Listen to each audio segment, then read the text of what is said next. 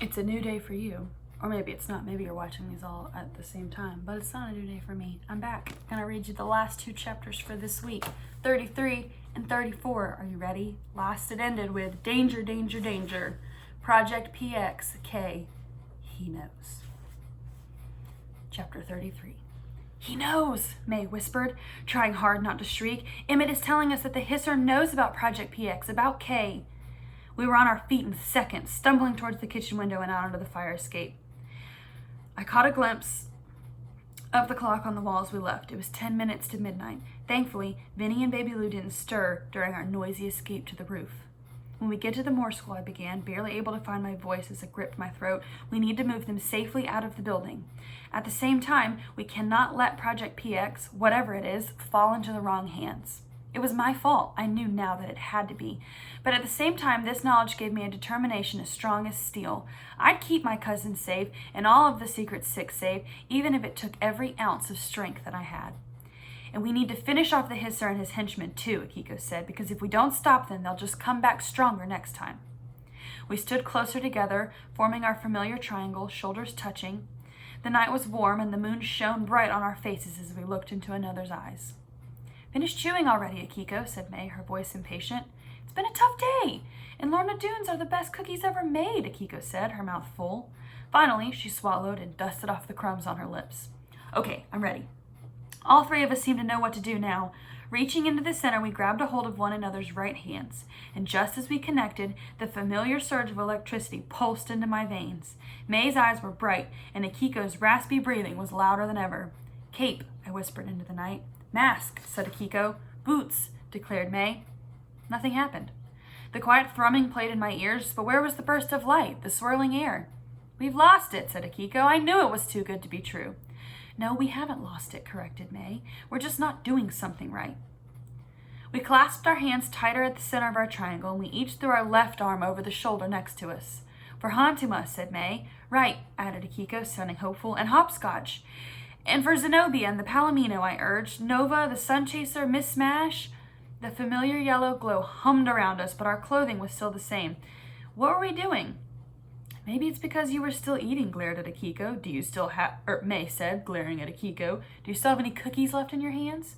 Or maybe you broke our powers, Akiko shot back, and that's why I fell out of the sky earlier today. Panicky tears filled my eyes, and I tilted my face to the stars, hoping to keep them from pouring down my cheeks. Kay was in danger. We had to act now and save her. All I want is to protect the people I love from getting hurt, I shouted, no longer able to contain my frustration. A beam of golden light shot from the center of our triangle, and a gust of wind lifted our hair. May and Akiko screamed in surprise. Right, protect innocence and fight for justice, added May. And do good, hollered Akiko, although we could barely hear her as the crackling current began to pound in our ears and the swirling rush of wind and light whipped faster and faster into a funnel around us. It lifted us off our feet, and I had the sensation of being in the eye of a raging hurricane. Colors swam before me in bright green, bold purple, and radiant orange. And then, in a flash, we catapulted back down onto the rooftop. In the stunned silence, we stared at one another. I was happy to have stayed on my feet this time instead of landing on my backside like I'd done before. May wobbled in her boots, but she remained upright like me. Akiko stumbled and looked as though she were going to fall, but at the last moment she caught herself too. Maybe we're finally getting the hang of this. We're going to need names soon, said Akiko, running her gloved fingers across her orange mask. Something better than We Three or whatever the newspapers have called us. My Aunt Willa back in Chicago has a pilot's license, said May, tugging at the top of her purple boot. I've always wanted to wear boots like she wears when she flies. Maybe I should be called Super Boots. I ran my fingers over my own boots, tall and green. I touched the mask at my eyes, too. The material seemed to pulsate under my fingers, as if it had an energy of its own. Look, you two, we don't have time to waste on names, I said, unfurling my emerald cape behind me as I leapt upward towards the full yellow moon. If we don't stop this evil snake, our names won't matter. Nobody will remember it anyways. As anyone with a little flying experience would say, soaring through the skies at night is a whole different thing from flying during the day. With the war on and the city was under a strict blackout order, and like most cities around the country, Philadelphia's stores, homes, and businesses weren't allowed to leave a single light on. so Akiko, May, and I relied on the moon to help us get where we needed to be. The red brick buildings looked like dollhouses in a row as we soared high above the streets. We were breathless by the time we landed at the familiar corner of Walnut and 33rd Street. Unlike in the afternoon when it had been bustling with college students and business people coming and going, now it was deserted. May and Akiko and I seemed to be the only souls, our moonlit shadows stretching into the empty intersection. "Let's hide behind the newsstand and wait for them," said Akiko, pointing at the small building on the corner diagonal from Kay's building. "The moment they arrive, we'll knock them out cold." "There's no sign of the Hisser or his men are already here," said May, her eyes scanning on the scene. "Just a few kids on their bikes over by that tree. One of them looked like that awful neighbor of yours, the bully." This caught my attention. I stared towards the trees in the darkness, and wouldn't you know it, Toby and his band of juvenile delinquents were out past curfew and riding my brother's bikes. "Come on," I said, "let's go make sure justice is served." Akiko and May and I leapt into the air and circled above Toby and the other boys from our neighborhood. They were taunting a mother raccoon they'd snared with a rope, and her 4 young kits scampered around her in a sort of panic. "Let that animal go," I called, as we landed a few feet from Toby's circle. The boys jumped in surprise. "She's an innocent animal. Let her and her kits go right now." "What have we here?" said Toby, pushing past his fellow lunkheads to get a better view of the 3 of us. "Some kiddies dressed up for a costume party? Halloween's not for another 3 months. 4, I corrected, but math isn't for everyone. "Hey, you better watch your mouth, girlie," he spat, "or we'll use this rope on you trick-or-treaters." May stepped forward now. Her voice was like ice. "You heard her. Set the animal free, or you will suffer the consequences." Toby laughed at May, and his dim-witted bullies jumped in. "Right," he said, "like you're going to stop me." And to show he wasn't going to be pushed around, Toby yanked on the rope around the raccoon's neck, tightening it. "Enough!" shouted May, and with a thrust of her hand, she unleashed a gale-force wind that knocked Toby and the other bullies to the ground.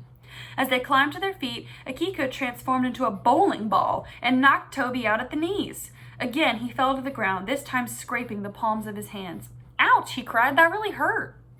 "Imagine how those animals feel when you torment them," I snapped. "But that's just it. You don't seem to understand how others feel. You only care about yourself." Toby started to climb onto his bike seats as May freed the raccoons from the rope. The kits chased after their mama, racing for the nearest bushes. I was relieved to see the raccoons escape, but I couldn't bear to let Toby get away.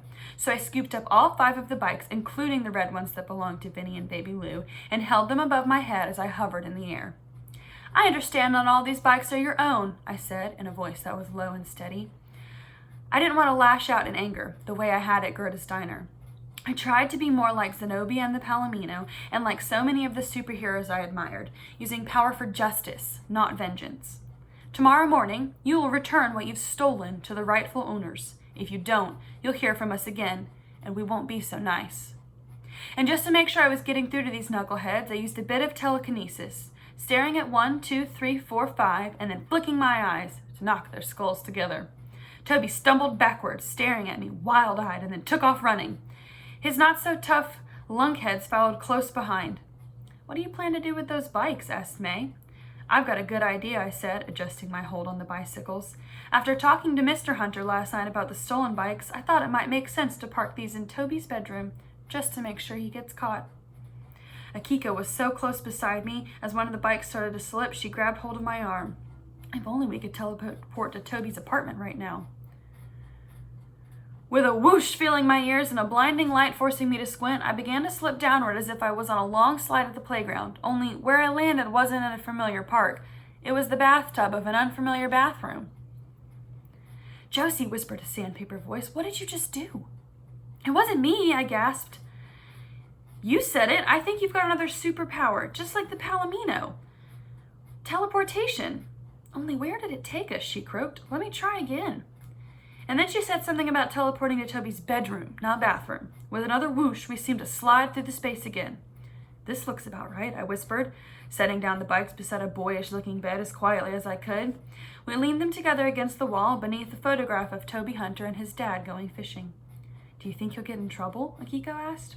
"We can only hope," I whispered. "Now get out of here. We can't leave May waiting."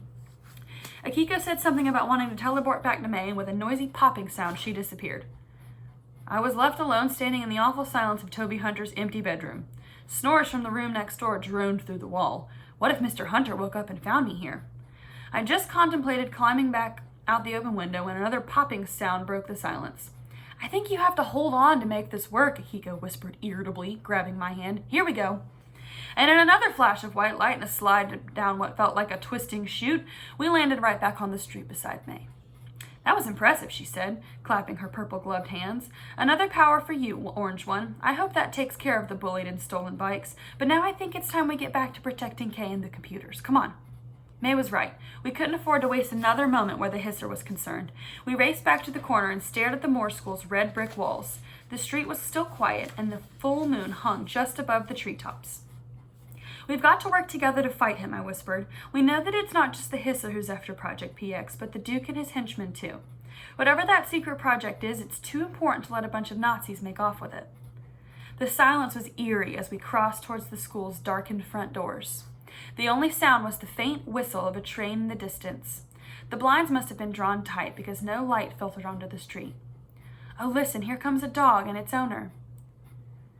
May spotted a pair moving slowly along the sidewalk not far from us. Look at those droopy ears. I love basset hounds. This one's name's Bertha. Then she's not happy about those men parked in that big station wagon with the wooden sides. One of them took her ball. Akiko rolled her eyes and told May to can it. This isn't the right time for your dog obsession, she whispered sharply. We've got to take this seriously. I am taking it seriously, May shot right back, her eyes studying the street up ahead where the basset hound was walking, and so was Bertha. Please, I snapped to halt their latest back and forth bickering. Meg, we could use your telepathy to pick up what the hisser and the Duke might be thinking around here. Not whether the dog lost his ball. Her ball, May corrected. Bertha is a she. Nevertheless, May stopped focusing on Bertha. Instead, she pressed her hands to her temples and stepped out in the shadows, staring hard at the Moore School's 2 wooden doors and what lay inside. She seemed to focus her mind, so Akiko and I stepped to each side of her as watchers, wary of any movement in the darkness.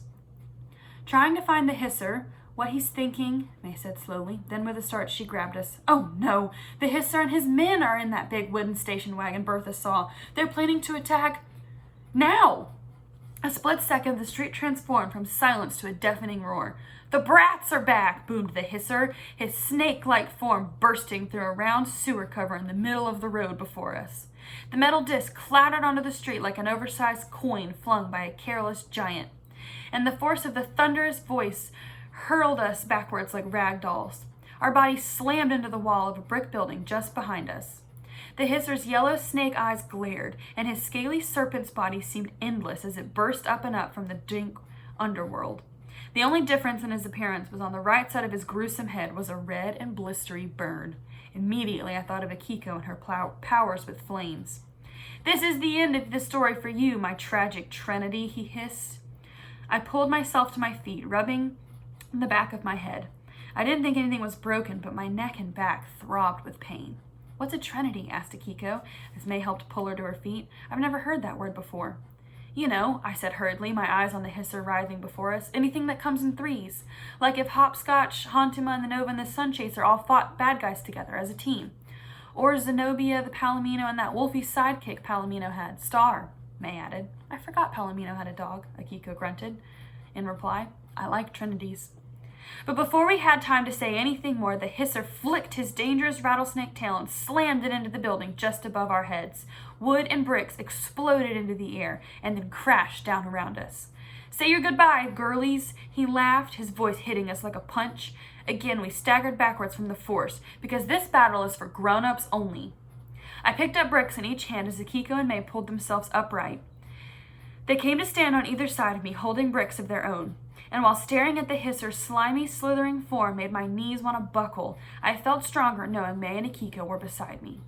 Hurling the bricks at the hisser's dangerous, deadly form, I began to like the sound of Trinity now too. We will read the next 5 chapters and be done with the book next week. So answer all your questions, turn them into Google Classroom, and next week we'll finish the book.